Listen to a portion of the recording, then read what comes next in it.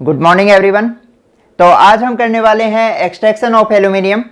तो एल्यूमिनियम का और क्या होता है भाई, आपको पता ही है। और कौन सा होगा, बॉक्साइट। और फॉर्मूला क्या होता है, Al2O3 2H2O। एल्यूमिनियम का जो मेन और होता है वो कौन सा है, बॉक्साइट और है। ठीक है, अब क्या करेंगे, आपको प्रोसेस पता ही है। पहला हम करते हैं क्रशिंग और ग्राइंडिंग, यानी फाइन पाउडर में कन्वर्ट कर लेते हैं। दूसरा प्रोसेस क्या होता है भाई, concentration of ore. Concentration of ore के लिए, इसके लिए कौन सा मेथड यूज करेंगे, मोस्ट इंपॉर्टेंट है, क्वेश्चन आ जाता है। लीचिंग प्रोसेस के द्वारा बॉक्साइट ओर की कंसंट्रेशन करते हैं। इसको लीचिंग प्रोसेस को मैंने डिटेल में डिस्कस कर रखा है। अगर आपने वो लेक्चर अभी तक नहीं देखा है तो चैनल है केमिस्ट्री विद राजेश कसवा, वहां पर सर्च कर सकते हो। तो लीचिंग के हमने 3 मेथड डिस्कस किए थे, बेयर, सरपेक एंड होल प्रोसेस। ठीक है, हमने कौन कौन से प्रोसेस डिस्कस किए थे, एक बेयर प्रोसेस था, एक बेयर और जो होल प्रोसेस है आपके, ये रेड बॉक्साइट के लिए यूज होते हैं। और आपका सरपेक प्रोसेस है, यह किसके लिए यूज होता है भाई, व्हाइट बॉक्साइट के लिए यूज होता है। इनका रेड कलर क्यों होता है, इसका कारण मैं वहां बता चुका हूं। ठीक है, और ये भी मैंने बताया था कि सरपेक प्रोसेस में जो साइड प्रोडक्ट बनता है, अमोनिया बनता है, मोस्ट इंपॉर्टेंट है, क्वेश्चन कंपटीशन में आ सकता है। ठीक है, तो मैं यहां पर दोबारा इनको डिस्कस नहीं कर रहा, आप वो लेक्चर देखो, वहां पे मिल जाएगा। कंसंट्रेशन ऑफ ओर है या कंसंट्रेशन ऑफ बॉक्साइट ओर के नाम से है, तो सर्च कर लेना, पता नहीं चौथा या 5वां लेक्चर होगा। तो देखो आगे क्या होगा, अब मैंने क्या किया है, बॉक्साइट ओर को प्योर फॉर्म में कन्वर्ट कर लिया। अब जो प्योर बॉक्साइट ओर है उससे मुझे क्या करना है, एल्यूमिनियम निकालना है। मुझे क्या करना है, एक्सट्रैक्शन ऑफ एल्यूमिनियम करना है। तो आपको पता है, मैंने बताया था alkali metal, alkaline earth metal और एल्यूमिनियम, इनके एक्सट्रैक्शन के लिए हम इलेक्ट्रोमेटलर्जी का यूज करते हैं। यानी इनकी एक्सट्रैक्शन हम किसकी हेल्प से करेंगे, इलेक्ट्रिसिटी की हेल्प से करेंगे। अगर फ्यूज्ड साल्ट की इलेक्ट्रिसिटी की हेल्प से हम एक्सट्रैक्शन कर रहे हैं, फ्यूज्ड साल्ट से इलेक्ट्रिसिटी की हेल्प से हम अगर मेटल को एक्सट्रैक्ट आउट कर रहे हैं तो उसे हम क्या कहते हैं, इलेक्ट्रोमेटलर्जी कहते हैं। ये मैं बता चुका हूं। तो इसके लिए जो मेन प्रोसेस यूज होता है वो है होल हेरोल्ड प्रोसेस। तो इस प्रोसेस में क्या होगा भाई, आपकी मान लो कि एक इलेक्ट्रोलाइटिक सेल है, ये वाली डायग्राम मेरे अच्छे नहीं है अभी, आप अच्छा बना लेना। ये बनी हुई है इलेक्ट्रोलाइटिक सेल है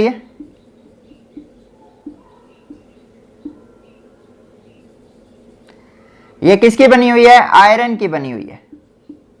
ठीक है, अब मैं क्या करूंगा, इसके अंदर की तरफ कार्बन की लाइनिंग कर दूंगा। मैंने ये क्या कर दिया है, कार्बन की लाइनिंग कर दी है। और यह कार्बन लाइनिंग है, अब काम करेगी कैथोड का। ठीक है, अब मैंने क्या किया, एनोड इस तरह से कर दिया, एनोड बनाया मैंने। ये ग्रेफाइट की रोड है भी जो एनोड का काम करेगी। इन्हें मैं ये कह सकता हूं हैंगिंग ग्रेफाइट रोड। ये किसका काम करेगी, एनोड का। ठीक है, और एनोड पे तो आपको पता ही है प्लस चार्ज होता है, कैथोड पे माइनस चार्ज होता है। किसी मतलब सेल से हमने कनेक्ट कर दिया इसको, ये एनोड हो गया, ये कैथोड हो गया। अब क्या करूंगा मैं, एल्यूमिनियम मुझे कहां से निकालनी है, एल्यूमिना से निकालनी है। बट जो प्योर एल्यूमिना होता है वो बेड कंडक्टर ऑफ इलेक्ट्रिसिटी होता है। तो इसकी कंडक्टिविटी बढ़ाने के लिए मैं क्या करता हूं, इसमें क्रायोलाइट ऐड कर दूंगा। ये क्या है आपका क्रायोलाइट। और इसके अलावा इसके अंदर मैं फ्लोर स्पार भी ऐड करूंगा। यह भी क्या करेगा, कंडक्टिविटी बढ़ाने में हेल्प करेगा। ठीक है, ये क्या था आपका, एल्यूमिना था। अब देखो इन दोनों का काम क्या होता है, एक काम तो ये होता है इनका कि ये जो एल्यूमिना का मेल्टिंग पॉइंट को डिक्रीज करते हैं, किसके, Al2O3 के मेल्टिंग पॉइंट को ये क्या कर रहे हैं, डिक्रीज कर रहे हैं। दूसरा क्या कर रहे हैं, जो एल्यूमिना के सॉल्यूशन की विस्कोसिटी को भी डिक्रीज करेंगे। ठीक है, डिक्रीज कर दिया। अब देखो मेल्टिंग पॉइंट को डिक्रीज कर दिया और विस्कोसिटी को डिक्रीज कर दिया। अब इसका मेल्टिंग पॉइंट डिक्रीज हो गया है तो जाहिर सी बात है ये मेल्ट हो जाएगा, और मेल्ट होगा तो आयन डिसोसिएट होंगे आपके, और आयन क्या करेंगे, मूवमेंट करेंगे। मूवमेंट करेंगे तो जाहिर सी बात है कंडक्टिविटी बढ़ेगी। अगर विस्कोसिटी कम होगी तो भी क्या होगी, मूवमेंट बढ़ेगी, आयन की मूवमेंट है वो बढ़ेगी। तो इस तरह से ये दोनों ही इनडायरेक्टली किस में यूज हो गए, इंक्रीजिंग कंडक्टिविटी। तो ये इस सॉल्यूशन की कंडक्टिविटी को इंक्रीज कर देते हैं। मैंने आपको बताया था जो प्योर एल्यूमिना होता है वो क्या होता है, बेड कंडक्टर होता है, और इसका मेल्टिंग पॉइंट बहुत ज्यादा होता है। तो ये क्या करेंगे, मेल्टिंग पॉइंट डिक्रीज कर देंगे, सॉल्यूशन की विस्कोसिटी को भी डिक्रीज कर देंगे, जिससे कंडक्टिविटी क्या हो जाएगी, इंक्रीज हो जाएगी।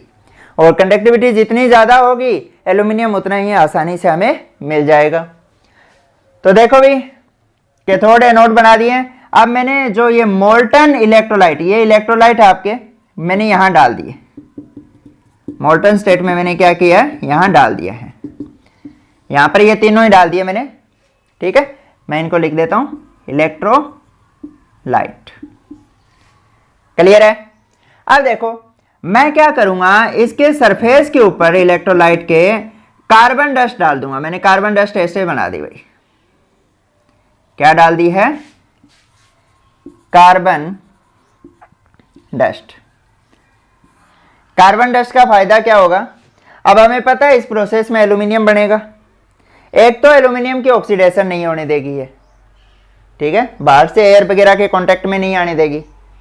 दूसरा प्रोसेस ये होगा, हीट का लॉस नहीं होने देगी यहां से, है ना। हो सकता है यहां पे हीट है वो रेडिएशन के रूप में बाहर निकल जाए, तो हीट लॉस भी नहीं होने देगी। तो दो यूज है, मैं लिख देता हूं यहां पे।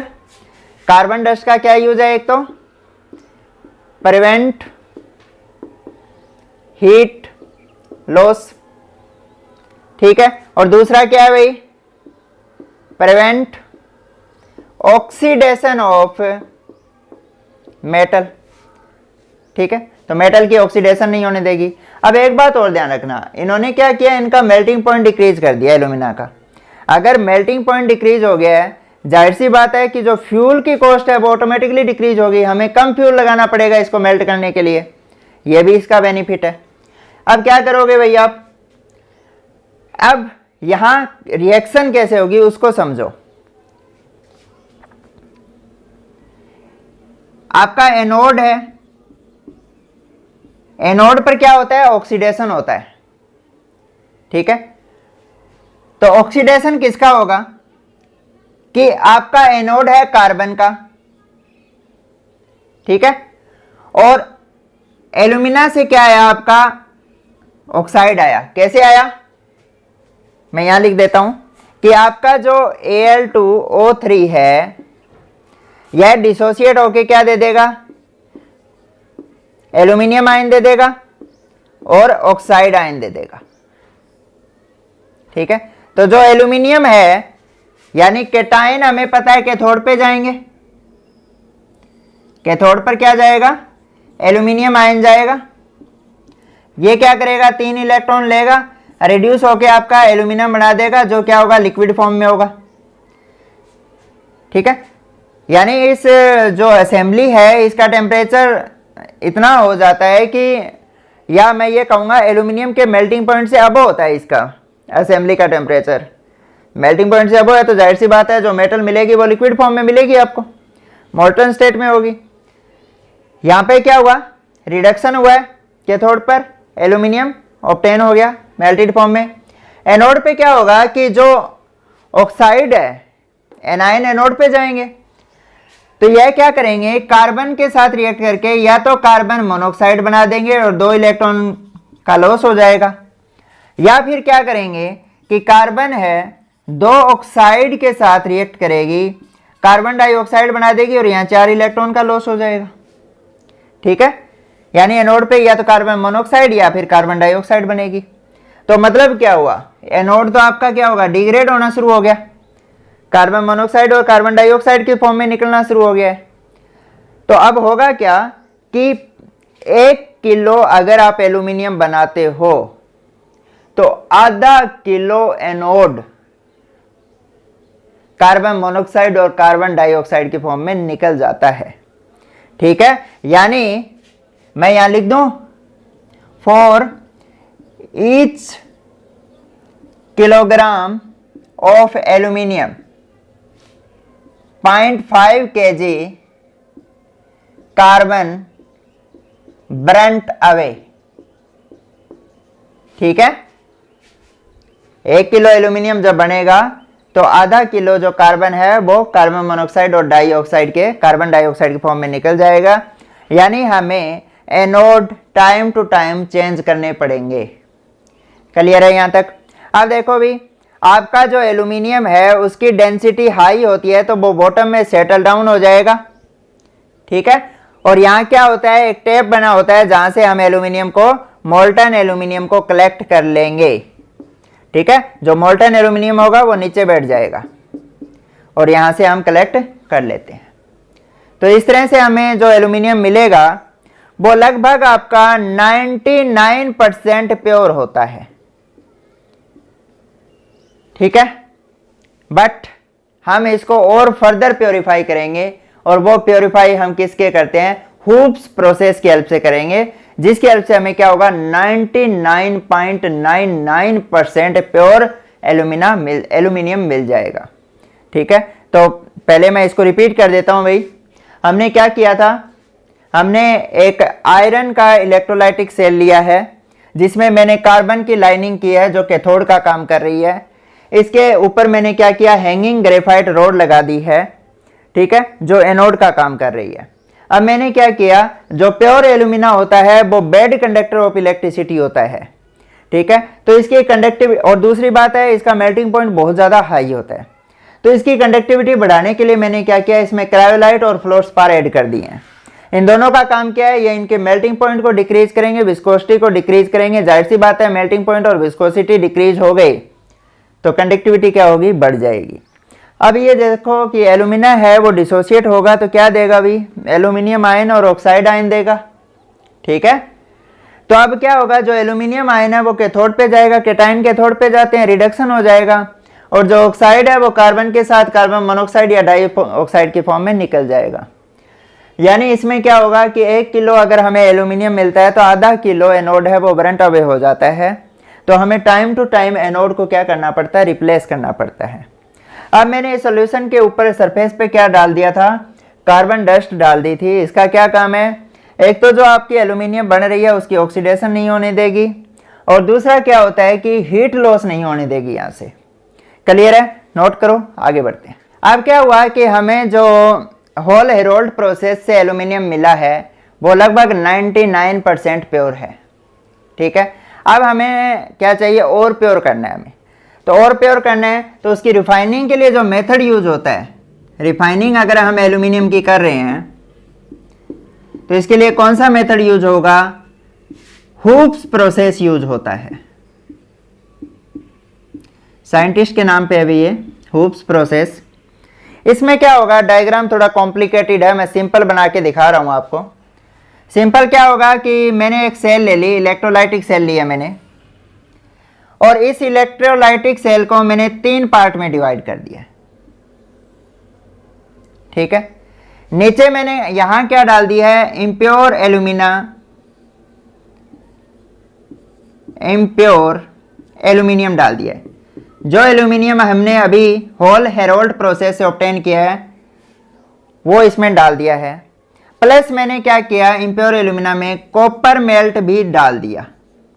थोड़ी बहुत अमाउंट में मैंने क्या किया, इसमें कॉपर मेल्टेड फॉर्म में डाला है। ठीक है, दोनों ही क्या है, लिक्विड फॉर्म में है, एल्यूमिनियम और कॉपर। ठीक है, तो ये यहाँ जो इम्प्योर मेटल है, आपको मैंने कल ही बताया था, इलेक्ट्रॉन रिफाइनिंग की थी, तो उसमें जो इम्प्योर मेटल होती है वो किसका काम करती है, एनोड का काम करेगी।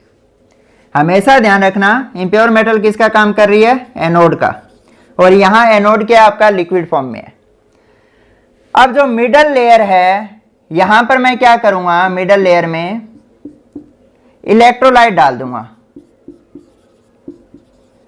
और इलेक्ट्रोलाइट कौन से होंगे वो देखो, आपका होगा क्रायोलाइट Na3AlF6। क्रायोलाइट तो उसमें भी था, बट वहां पे क्या था, फ्लोर्स पार्ट था, CaF2 था। और यहां क्या डालूंगा मैं, बेरियम फ्लोराइड डालूंगा। ठीक है, थोड़ा सा चेंज हुआ है, बाकी वही है, क्रायोलाइट प्लस बेरियम फ्लोराइड डाला है। ठीक है, अब ऊपर वाला जो सरफेस है ये वाला, यहां पर मैंने क्या डाल दी, प्योर एल्यूमिनियम डाल दिया, वो भी मोल्टन स्टेट में है भाई, तीनों ही लिक्विड फॉर्म में है। तो प्योर एल्यूमिनियम डाल दी, और ये किसका काम करेगी भी, कैथोड का काम करेगी। कल ही बताया था मैंने कि प्योर एल्यूमिनियम या प्योर मेटल होती है वो कैथोड का काम करती है, इम्प्योर मेटल होती है वो एनोड का काम करती है। यहां तक समझ आ गया होगा। तो ये आपकी प्योर एल्यूमिनियम है जो कैथोड का काम कर रही है। अब एक बात और समझो भाई, कि आप कहोगे जी यहां कॉपर क्यों डाला, इसको प्योर करना था, इम्प्योर थोड़ा ही करना था, है ना। तो कॉपर डालने का कारण यह है कि कॉपर से इसकी डेंसिटी है वो बढ़ गई, और इस तरह से हमने बढ़ाई है कि ये बॉटम में रहे। हम क्या चाहते हैं, ये बॉटम में रहे, ये ऊपर ना चला जाए, इसलिए हमने क्या किया, कॉपर डाला है। ठीक है, क्यों, डेंसिटी बढ़ाने के लिए। दूसरा, यहां मैं कैल्शियम फ्लोराइड भी यूज कर सकता था, बट मैंने बेरियम फ्लोराइड यूज किया। क्यों भाई, बेरियम फ्लोराइड मैंने इसलिए यूज किया है, ये सारे प्रैक्टिकल डेटा के बेस पे है भाई। बेरियम फ्लोराइड मैंने इसलिए यूज किया है ताकि इसकी डेंसिटी इतनी रहे कि यह मिडल लेयर में रह जाए, यानी इससे तो इसकी डेंसिटी है वो ज्यादा होनी चाहिए, और प्योर एल्यूमिनियम के कंपेयर में, सॉरी, आपका जो इम्प्योर एल्यूमिना है जो कॉपर मेल्टेड है जिसमें, इसके कंपेयर में तो इसकी जो डेंसिटी है वो कम होनी चाहिए इलेक्ट्रोलाइट की, और आपका जो प्योर एल्यूमिना है उससे ज्यादा होनी चाहिए। ठीक है, ताकि ये कहां रहे, मिडल लेयर में रहे। क्लियर है। तो डेंसिटी को मेंटेन रखने के लिए, ताकि ये मिडल लेयर में रहे, मैंने बेरियम फ्लोराइड यूज किया है। क्लियर है। और ऊपर तो आपको पता है प्योर एल्यूमिनियम यूज किया है। ये क्या होता है, लाइटर होता है, डेंसिटी कम है, तो ये ऊपर क्या कर रहा है, तैर रहा है। अब देखो यहां इलेक्ट्रोलाइट ये है, इसको क्या मैं ऐसे लिख सकता हूं, 3NaF(AlF3), यही तो होता है, Na3 है, और 3 फ्लोराइड हो गए, और 3 फ्लोराइड यहाँ 6 हो गया फ्लोराइड, और 1 एल्यूमिनियम हो गया। ठीक है, इस फॉर्म में होता है। ये इलेक्ट्रोलाइट है, तो जाहिर सी बात है ये डिसोसिएट होके क्या दे देगा, आपका सोडियम आयन दे देगा, 3 सोडियम आयन आ जाएंगे, Al3+ आयन देगा, प्लस क्या देगा भाई, 6 फ्लोराइड आयन देगा। यहीं से तो हमें एल्यूमिनियम आयन मिलेगा। क्लियर है। अब प्रोसेस शुरू करते हैं। अब एक बात और देखो, यहां भी मैं क्या करता हूं, सरफेस पे कार्बन डस्ट डाल देता हूं। क्या डाल रहा हूं, कार्बन डस्ट। वही काम रहेगा, हीट का लॉस नहीं होने देगी, और जो आपका प्योर एल्यूमिनियम है उसका ऑक्सीडेशन भी नहीं होने देगी। ये मैं लिख चुका हूं, मैं दोबारा नहीं लिख रहा। तो अब देखो भी, अब देखो ये एनोड का काम कर रहा है, तो एनोड पे मैंने अभी बताया था कौन सा चार्ज होता है, प्लस चार्ज होता है, और कैथोड पे क्या होता है, माइनस चार्ज होता है।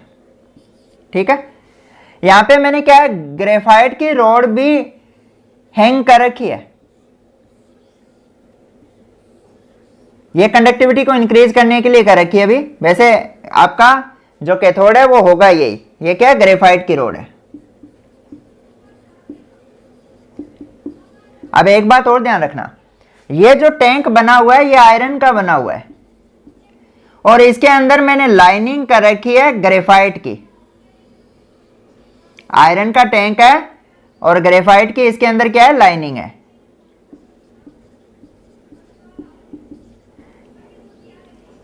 आयरन टैंक लिख देता हूं। और आपको पता है ये टैंक किसका काम कर रहा है भाई, इलेक्ट्रोलाइटिक सेल का काम कर रहा है। ठीक है, तो ये एनोड हो गया, ये कैथोड हो गया, ये इलेक्ट्रोलाइटिक सेल का काम कर रहा है, जो आयरन का टैंक बना हुआ है, ग्रेफाइट की लाइनिंग की हुई है, और ग्रेफाइट मैंने यहाँ हैंग कर रखा है ताकि कंडक्टिविटी है वो मेंटेन रहे। और मैंने इम्प्योर जो एल्यूमिनियम है वो आपका क्या लिया है, एनोड लिया है, प्योर एल्यूमिनियम कैथोड है, और जो ये इलेक्ट्रोलाइट का सोल्यूशन है। अब रिएक्शन देखो कैसे होगी भाई। एनोड पे क्या होता है, मैं यहां लिख देता हूं, एनोड पे ऑक्सीडेशन होगा, है ना। यहां पे इम्प्योर एल्यूमिनियम है वो क्या होगा, ऑक्सीडाइज हो जाएगा Al3+ में और 3 इलेक्ट्रॉन दे देगा।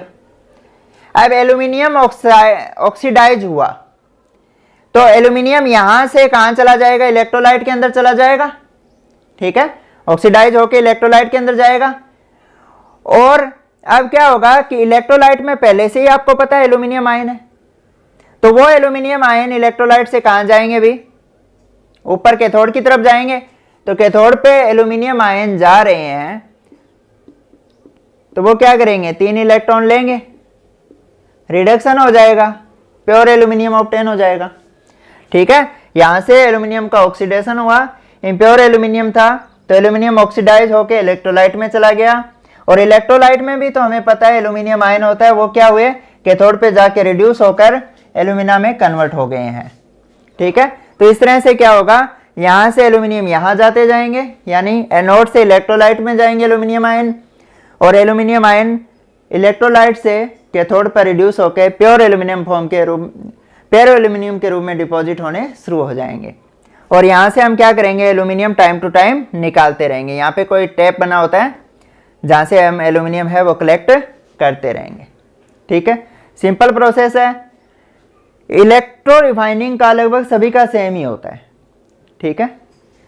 तो इस तरह से हमने क्या किया, 99.99% प्योर एल्यूमिना ऑब्टेन कर ली है। किस प्रोसेस की हेल्प से, हुप्स प्रोसेस की हेल्प से। क्लियर होगा, ठीक है। तो अब देखो यहाँ पे एल्यूमिनियम जो मिल रहा है वो मोल्टन स्टेट में ही है अभी, उसको बाद में हम क्या करेंगे, सॉलिडिफाई कर लेंगे, ठीक है। समझ आ गया होगा। मिलते हैं जल्दी नेक्स्ट वीडियो के साथ, तब तक के लिए ऑल द बेस्ट।